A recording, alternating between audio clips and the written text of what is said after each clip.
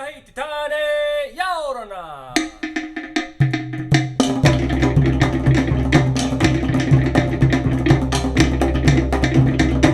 Tahiti Vahine 1981, I was more involved with martial arts.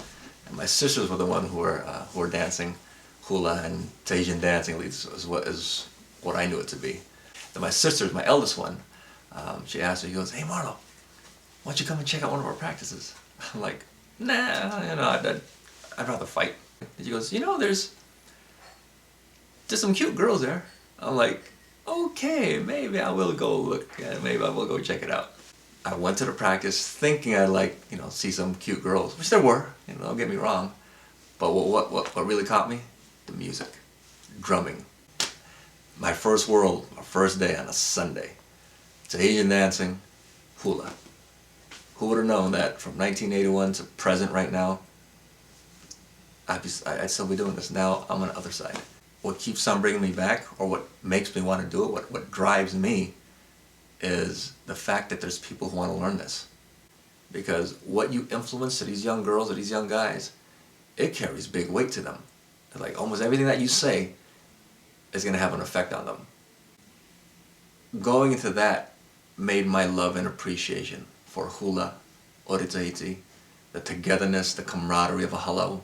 You come into halau, you're not just dancing, you're not just sweating, you're not just learning about their culture, but the same thing, you're learning about different parts of life that's probably not even a part of our syllabus, so to speak. You're dancing and you're learning life lessons at the same time, unbeknownst to you. With our halau, you're gonna get not just hula, you're gonna get ori Tahiti also. In most halau, at least here, you get groups who focus on one art. I practice both because Tiare brought that out in me. So Tiare brought out my first love is music, is a Tahitian drumming. And now getting with, not just with Mark, but being trained with Sonny for 13 plus years, and being trained with O'Brien, and we also do hula. And a lot of people don't know that we do hula.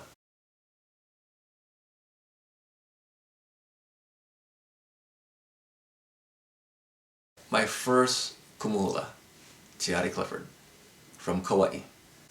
And I started training with her in 1981.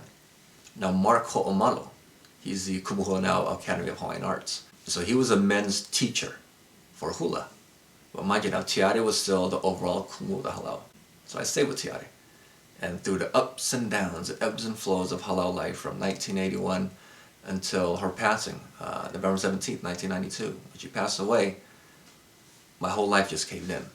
But I was still dancing. And so I made it a point to go see one of her sisters, that's Antile Pike. She's from Anahola, Kauai. And that's Tiare's sister. And I asked her, I said, "Antile," I said, "I'd like to start a group in your sister's honor, in Tiare's honor, to carry on her legacy." And at that point, Antile gave me her blessing. She goes, "You know what? You definitely have my blessing to teach Tiare's will, to teach her style of dancing." And thus, July 94, to Mau Tamari'i A Tiare, Na Kamali'i A Kiele. That's when I was born. From 8 people that we started in July 1994, a year later, June 1995, 167 people were in that studio dancing. In 1997, I was introduced to a wonderful gentleman, O'Brien Eselu. And he was a kumu hula back in Hawaii, from Wai'anae, Hawaii. And his halau was Nawai Eha Opuna. And so he just asked, he goes, "Hey, you want to dance a Merry Monarch?" I'm like, whoa, wait a minute. Oh my gosh, that'd be an honor. And so I danced and danced and danced every single weekend. And he taught me a lot of things about what we're dancing about, especially for, training for Merry Monarch. So my next lineage, as far as in kumu hula wise, happened in the year 2000. So we're at this big hula conference, this big event on Kauai, and I see this gentleman. So I approach him. His name is Sonny Cheng. He's kumu hula of halau na mamo upu'ua na hulu.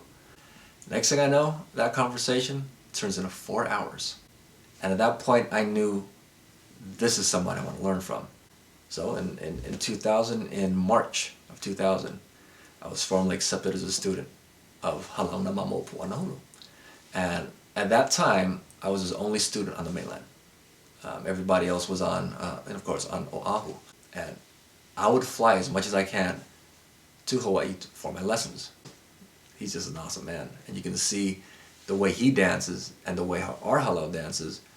It's not a mirror image, you know, like we have our own style also, but I do what I can to honor my kumu or my kumus in any song or dance that we do.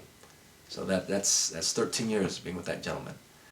My hula came full circle, literally, because in July of 2013, I was invited back to dance with Kumu Marlo in the Academy of Hawaiian Arts.